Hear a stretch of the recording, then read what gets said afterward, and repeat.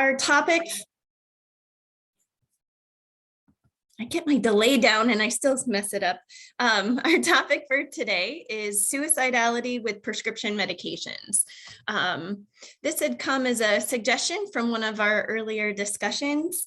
And since this is the first lecture that we've done on this topic, I really wanted to start at the beginning.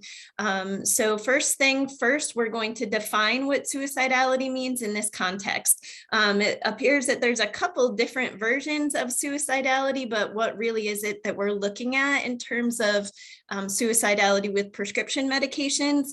I'm going to provide you with a list of the prescription medications that are most commonly associated with an increase in suicidality. I started to go down this rabbit hole, and there's quite a few medications that do have suicidal ideation listed as an uncommon adverse effect.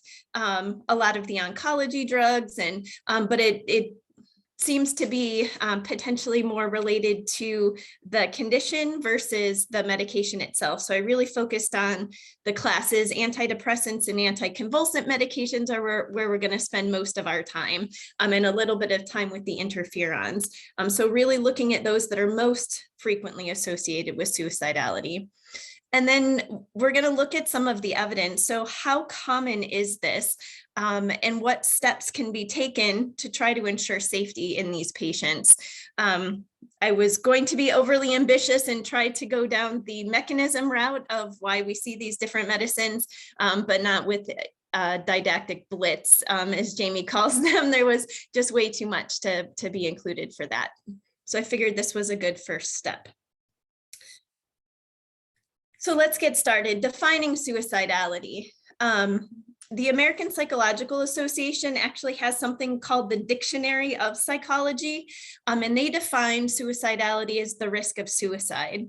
When we look at a number of the clinical trials and how those are organized, and some of the evidence that's out there looking at this related to medications, they include that may be hard to quantify. So to make it measurable, they include four things: patients who have completed suicide, individuals who have attempted suicide or are preparing to attempt suicide, suicidal ideation, as well as intentional self-harm.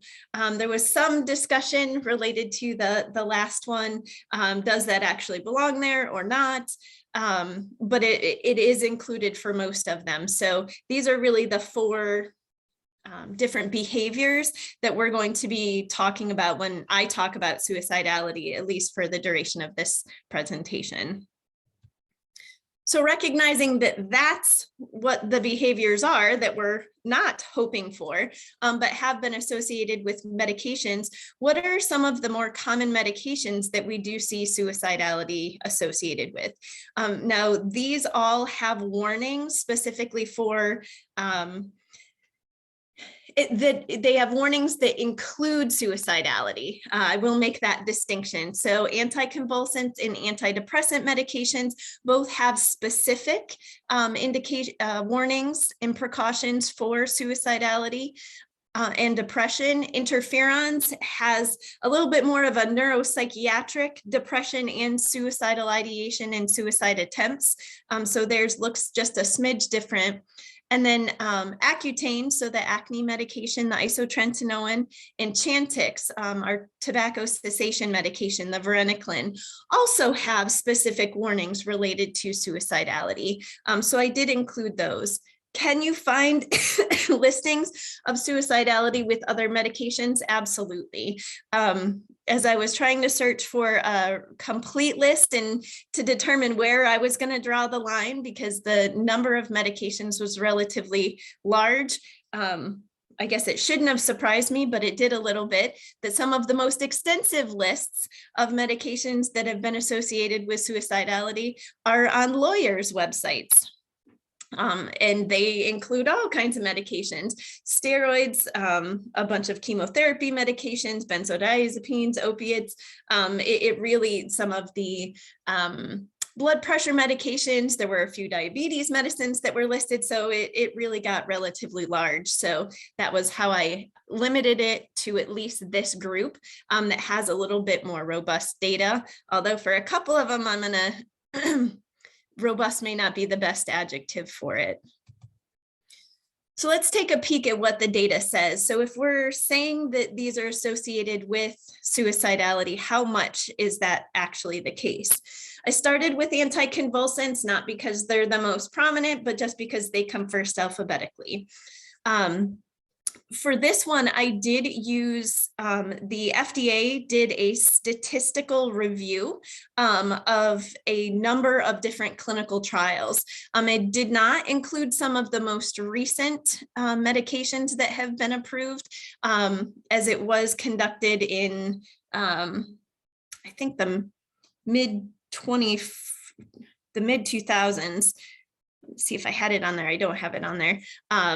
So there are a handful of medications that weren't necessarily included, but they did include 199 of them. Most of your traditional medications were included: carbamazepine, phenobarbital, phenytoin, oxcarbazepine, lamotrigine, topiramate, zonisamide, gabapentin, ethosuximide, divalproex. So those were all included in this review. The number of patients that they had, those that were randomized to medication groups, were 27,863 numbers, right? Fabulous. Placebo was over 16,000. Now, I do just want to make mention with the placebo group, a number of these patients weren't necessarily on only placebo. From an ethical standpoint, it's difficult to do randomized controlled trials that are purely placebo controlled in epilepsy patients, because that's not ethical. To take a seizure patient who's uncontrolled off of any medication doesn't tend to be tolerated by most IRBs. So there were some placebo groups. Some of the patients may have been on other things. They included both epilepsy patients as well as those that were using mental health. I was unable to dig through all of them to figure out which was which, but I think some of the placebo group may not have been pure placebo, just for consideration.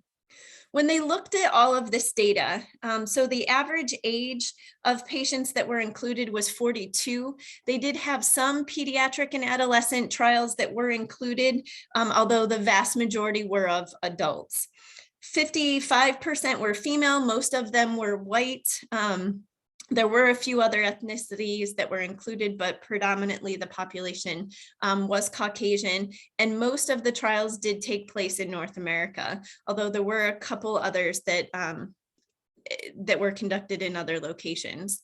In all of that data, there were 4 completed suicides during that were reported from the clinical trials. All 4 of them did happen in medication groups. So in a patient who was taking an active anticonvulsant, for those 4, it wasn't necessarily deemed to be that was the only factor, that it was specifically caused by the medication. Most of them had probable or a likely contributor to that particular outcome. When they looked, so to be fair, none of the suicidal behavior, suicidal ideation was a specific outcome of the 199 clinical trials that they included. It was collected information, so they had to go through all of that data and be able to parse it out to do their analysis. Not all of them collected it the same way, and in some cases it may have been a much more broad umbrella that was being reported. Depression, suicidal thoughts, or specific attempt. What they found was that there was an increase. The odds ratio was 1.8. So patients were almost 2 times more likely to have suicidal behavior and suicidal ideation than patients who were on placebo. The behavior, so suicidal behavior, either preparatory behavior or trying to attempt or attempting, is what's included in the behavior, and that was, the odds ratio was 2.92. So that really seemed to drive the increase in suicidal behavior, suicidal ideation with the medications. That's a little bit of concern. With the antidepressants, we'll see that that's a little bit different. The ideation really didn't differ between the two groups, with the odds ratio 1.4, but the confidence interval did cross 1. So they did see an increased risk, and it really was driven by those behaviors. The other thing that I think is important to take note of is the fact that the reason that they were taking medications, this suicidal behavior and ideation was much more pronounced in patients who are taking these medications for treatment of their epilepsy than those that were taking this medication for treatment of a mental health condition.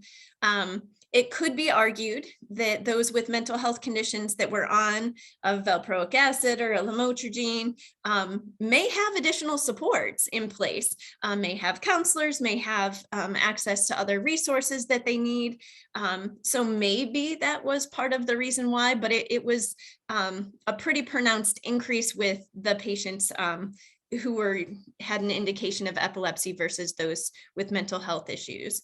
So across the board for these medications, this was identified as a concern, and all of the medications in the anticonvulsant group now are asked to collect that information in their clinical trials, as well as asked to report it, post-market reporting of this, as well as to carry the warning regarding this.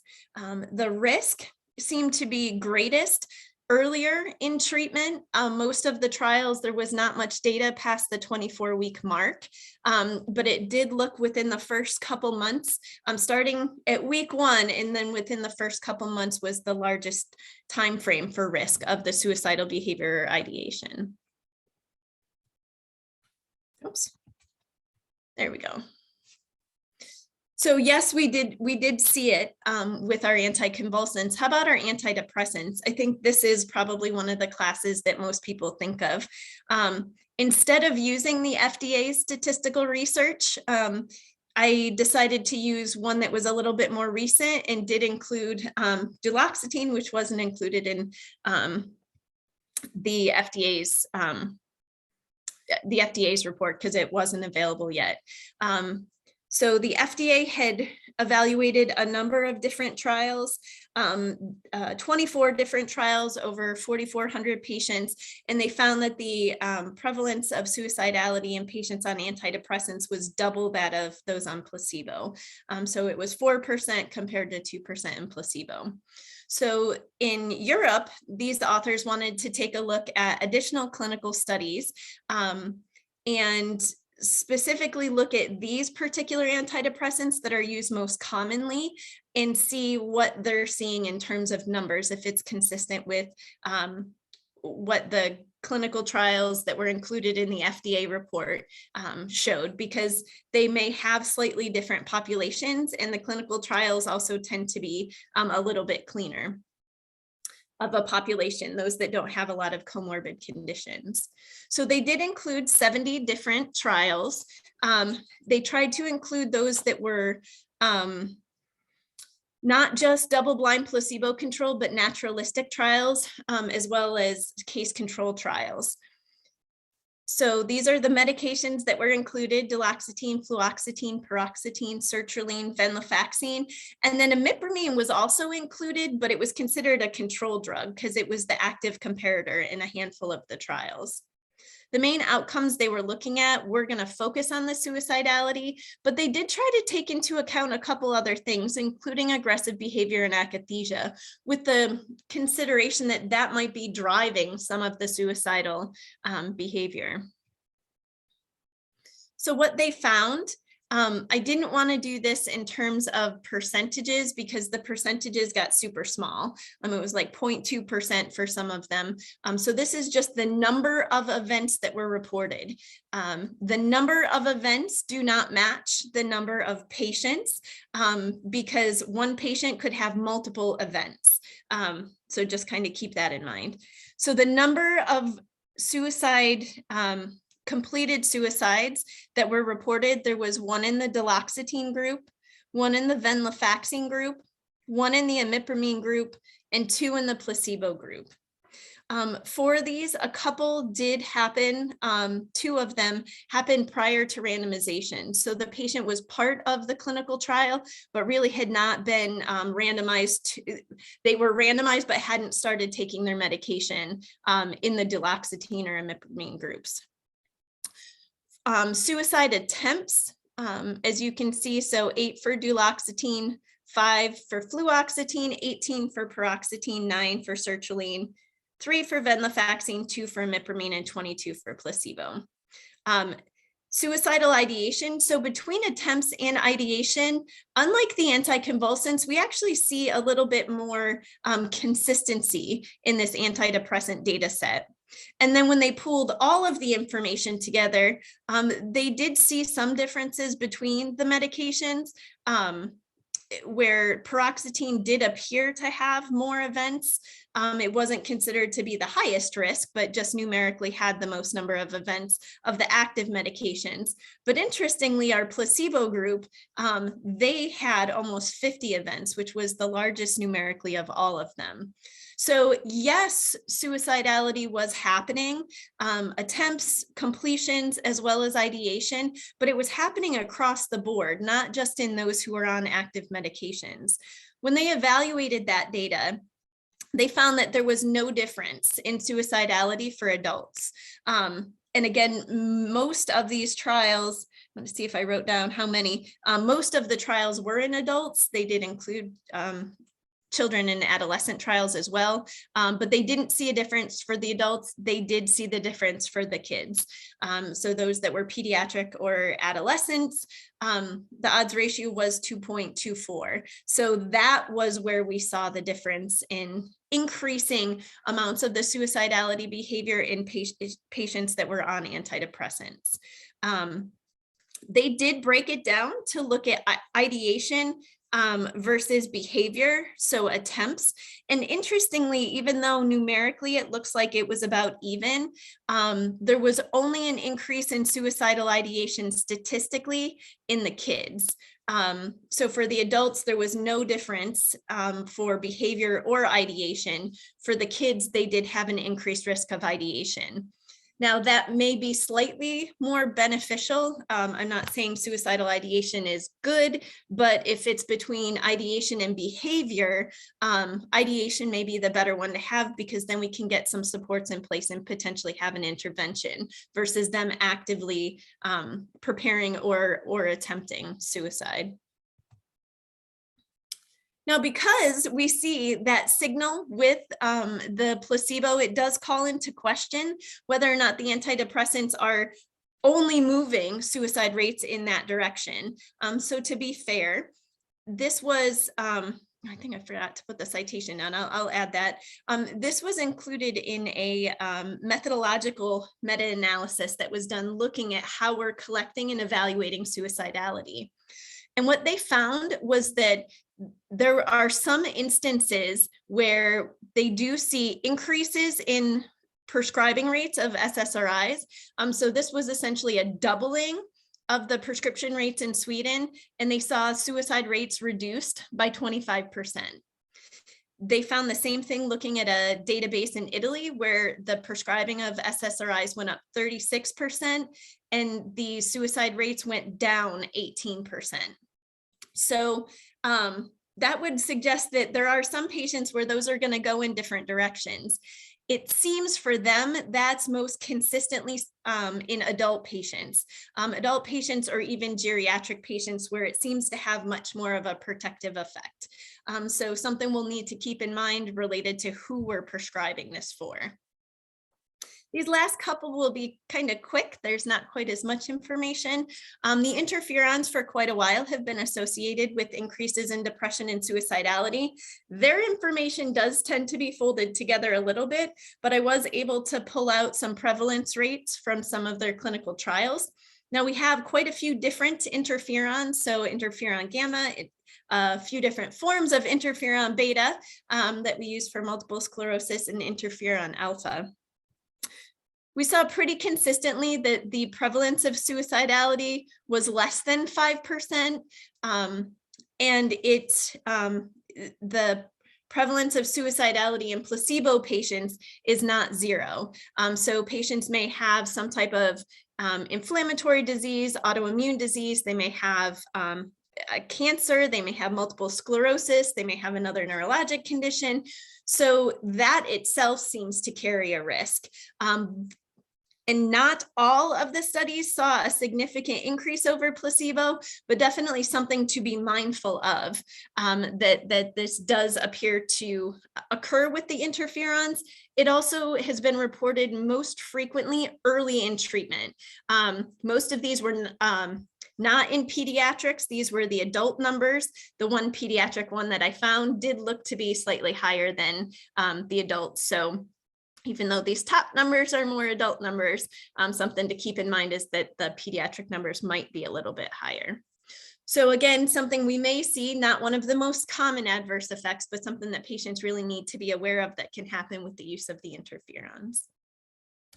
For our last two, and then we'll wrap up, the Isotrentinoin and the Varenicline, these both carry warnings and precautions regarding potential exacerbations, but these are rolled into a much more general term of neuropsychiatric effects. So it includes not only suicidality, excuse me, but aggression, depression, psychosis, and violent behavior. May also include anxiety in some of the clinical trials. So it made it a little bit more difficult to tease that apart.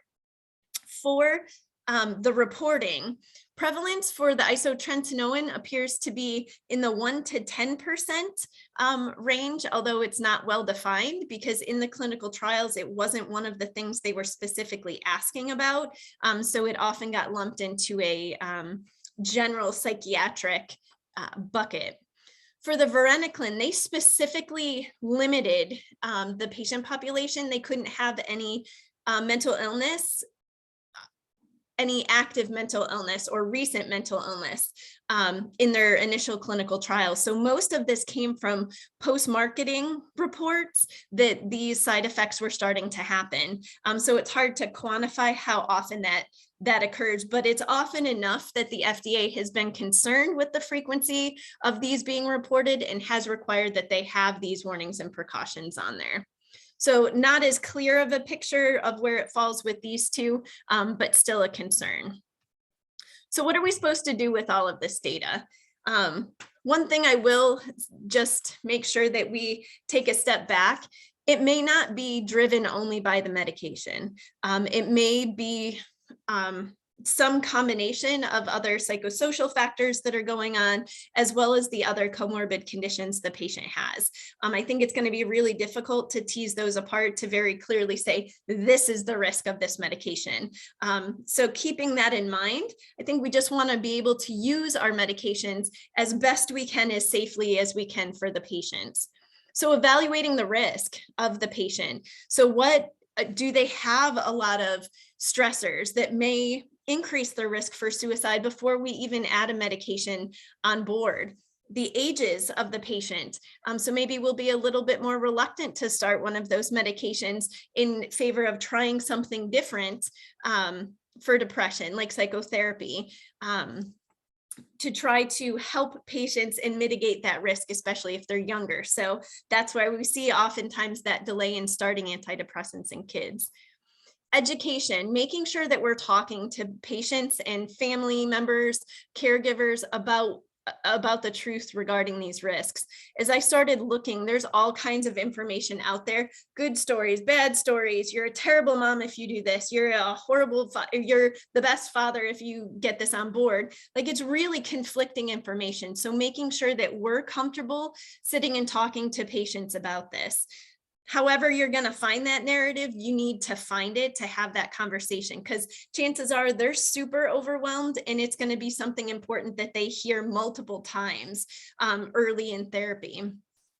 Monitoring, are we checking in with them? Here's a prescription, we'll see you in a month or 2 months because our schedules are full. That really can't happen, especially in our pediatric and adolescent patients who are starting something like an antidepressant. So making sure there's a way to even just check in. Can we do a phone call? Can we do a brief telemedicine? Some type of check-in so that we're able to keep track of that. because if they're asking about it or starting to see some of those changes, we want to make sure that we're able to get supports in place. And then making sure those resources are out and available. So it's not when they're in a moment of crisis that they're starting to say, hey, what supports or resources do we have? But they have them on hand to be able to need them when they're able to have them when the need arises. So and as part of those resources, I put this picture here to remind me, they are changing the suicide prevention hotline sometime in the summer of next year. They hope to have it completely rolled out nationwide, where it's going to be a 3-digit code. I think it's 988. So that they don't have to remember the whole number. And the crisis text line obviously is still there, but really trying to make it more of like a 911 type resource that's available. So in summary, medications have been associated with suicidality. They're not completely blameless, but they likely are a part of a bigger puzzle that contribute to the risk for suicidality. Doesn't mean we can't use them. We can safely use them, but we just need to make sure that they're included with education, monitoring, and then we get those supportive resources out there. With that.